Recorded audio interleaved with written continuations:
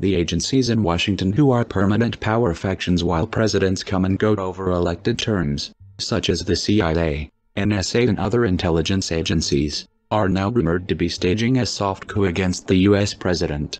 These intelligence agencies are well documented for their long reach of control that includes implementing regime change in nations worldwide, Libya, Iraq and Afghanistan to name a few, engage in propaganda, exert power to commit war crimes and organize death squads. According to The Intercept's Glenn Greenwald, take the deep state one step further, and you start to understand the intelligence community's barely their accountability to democracy and democratic procedure.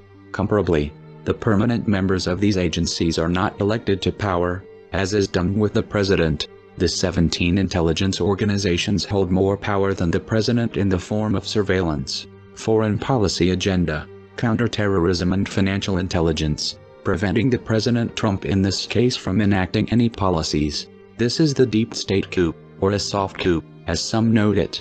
Bill Kristol, a political analyst and commentator of several networks, and founder of the Weekly Standard, noted on a tweet from February 15, 2017, obviously strongly prefer normal democratic and constitutional politics, but if it comes to it, prefer the deep state to the Trump state. While Senate Minority Leader Chuck Schumer said in a recent live interview on MSNBC, "Let me tell you, you take on the intelligence community, they have 6 ways from Sunday at getting back at you. So, even for a practical, supposedly, hard-nosed businessman, he's Trump, being really dumb to do this." Intelligence agencies operate in secret. It is their prescribed agenda for national security, comprising of 17 distinct organizations. With the CIA as a front-runner, they generally fall into the Congress or Department of Defense, DoD, categories. The annual budget has steadily increased over the years from 2005 at $44 billion just for the CIA, to a current $70.7 billion for both the DoD and National Intelligence Program, NIP. In 2016, the agencies are the CIA, the Defense Intelligence Agency, State Department's Bureau of Intelligence and Research, Foreign Policy Agenda, Air Force Intelligence, the FBI's National Security Branch, Counterterrorism, Army Intelligence and Security Command, Intel for Troops, the Department of Energy, Office of Intelligence and Counterintelligence, Gathering of Foreign Nuclear Weapons Information, Coast Guard Intelligence, Homeland/Maritime Security, the Treasury's Office of Intelligence and Analysis, Terrorism and Financial Intel, the DEA, the Marine Corps Intelligence Activity, the National Geospatial Intelligence Agency, the National Reconnaissance Office, responsible for U.S. spy satellites, the Office of Naval Intelligence, the Department of Homeland Security, the Office of the Director of National Intelligence, ODNI, where everything is collated to be presented to the president. Why a deep state coup? In recent weeks, Trump blamed the intelligence community for withholding information and leaking damaging intel, something the ODNI denied last Wednesday. But with a deep state coup, like any coup, the procedure is to deny everything, creating uncertainty about truth-tellers and muddying the line between the false and reality. Glenn Greenwald sums up the acts of the intelligence community as empowering themselves to enact policy, explaining the intelligence agency's pro-Clinton stance pre-election times to the anti-Trump stance, which leads to the power struggle witnessed between the intelligence community and President Trump today. The CIA and the intelligence community were vehemently in support of Clinton and vehemently opposed to Trump, from the beginning, and the reason was because they liked Hillary Clinton's policies better than they liked Donald Trump's. One of the main priorities of the CIA for the last 5 years has been a proxy war in Syria, designed to achieve regime change with the Assad regime. Hillary Clinton was not only for that, she was critical of Obama for not allowing it to go further, and wanted to impose a no-fly zone in Syria and confront the Russians. Donald Trump took exactly the opposite view. Is the CIA subverting Trump? The Wall Street Journal transcribes agencies as concerned about handing information over to Donald Trump, and thus, are allegedly actively withholding intelligence from the president for the worry of potential intel sharing with Russia. Evidence supporting Trump's close alliance to the Kremlin failed to surface amidst the sobering claims.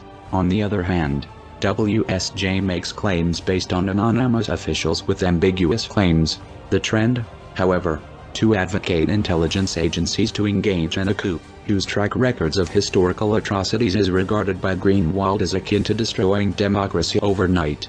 Even if you're somebody who believes that both the CIA and the deep state, on the one hand, and the Trump presidency, on the other, are extremely dangerous, there's a huge difference between the two, which is that Trump was democratically elected and is subject to democratic controls, as these courts just demonstrated and as the media is showing, as citizens are proving. But on the other hand, the CIA was elected by nobody. They're barely subject to democratic controls at all. 6 Russian diplomats have died in the last 60 days. As Axios notes, all but one died on foreign soil. Some were shot, while other causes of death are unknown. Note that a few deaths have been labeled heart attacks or brief illnesses. 1. You probably remember Russia's ambassador to Turkey, Andrei Karlov. He was assassinated by a police officer at a photo exhibit in Ankara on December 19. 2. On the same day, another diplomat, Peter Polshikov, was shot dead in his Moscow apartment. The gun was found under the bathroom sink, but the circumstances of the death were under investigation. Polshikov served as a senior figure in the Latin American Department of the Foreign Ministry. 3. Russia's ambassador to the United Nations, Vitaly Churkin, died in New York this past week. Churkin was rushed to the hospital from his office at Russia's UN mission. Initial reports said he suffered a heart attack, and the medical examiner is investigating the death, according to CBS. 4. Russia's ambassador to India, Alexander Katakin, died after a brief illness January 27, which the Hindu said he had been suffering from for a few weeks. 5. Russian consul in Athens, Greece, Andrew Maladin, was found dead in his apartment January 9. A Greek police official said there was no evidence of a break-in, but Maladin lived on a heavily guarded street. The cause of death needed further investigation. Per an AFP report, Maladin served during a time of easing relations between Greece and Russia when Greece was increasingly critiqued by the EU and NATO. 6. Ex-KGB chief Oleg Arovinkin, who was suspected of helping draft the Trump dossier, was found dead in the back of his car December 26. According to The Telegraph, Arovinkin also was an aide to former Deputy Prime Minister Igor Sechin, who now heads up state-owned Rosneft. If we go back further than 60 days. 7. On the morning of U.S. Election Day, Russian diplomat Sergei Krivov was found unconscious at the Russian consulate in New York and died on the scene. Initial reports said Krivov fell from the roof and had blunt force injuries, but Russian officials said he died from a heart attack. BuzzFeed reports Krivov may have been a consular duty commander, which would have put him in charge of preventing sabotage or espionage. 8. In November 2015, a senior advisor to Putin, Mikhail Lesin, who was also the founder of the media company RT, was found dead in a Washington hotel room according to the New York Times. The Russian media said it was a heart attack, but the medical examiner said it was blunt force injuries. 9. If you go back a few months prior in September 2016, Russian President Vladimir Putin's driver was killed too in a freak car accident while driving the Russian president's official black BMW. To add to the insanity, if you include these 3 additional deaths, that's a total of 9 Russian officials that have died over the past 2 years. That WeAreChange.com's Aaron Kessel knows if he notes there could be more. As Kessel explains, it's worth noting that governments, specifically the CIA, have for long periods of time had chemical concoctions that can induce a full systematic shutdown of a person's nervous system and in some cases cause someone's heart to explode. Former CIA employee Mary Embry discusses the infamous heart attack gun and how she was tasked with finding a chemical concoction that would cause a heart attack.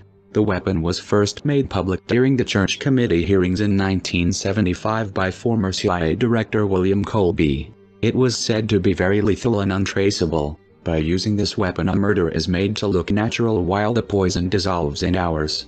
It seems highly unlikely and improbable to write off that 6 Russian officials would die in under 60 days in such an influx in various different mysterious ways without a catalyst. And let's not forget RT founder and former Putin aide Mikhail Lesin was found dead in 2015 from a blunt weapon that was originally blamed on a heart attack, so assassination can't be taken off the table and ruled out in any of these cases. Turkey and Russia already accused NATO of a false flag attack killing Karlov, the Russian-Turkish ambassador. NATO also had a dead diplomat. Yves Chandelin mysteriously died of a gunshot wound to the head in his car a week before the death of Karlov. Chandelin was the chief auditor in charge of counter-terrorism funding.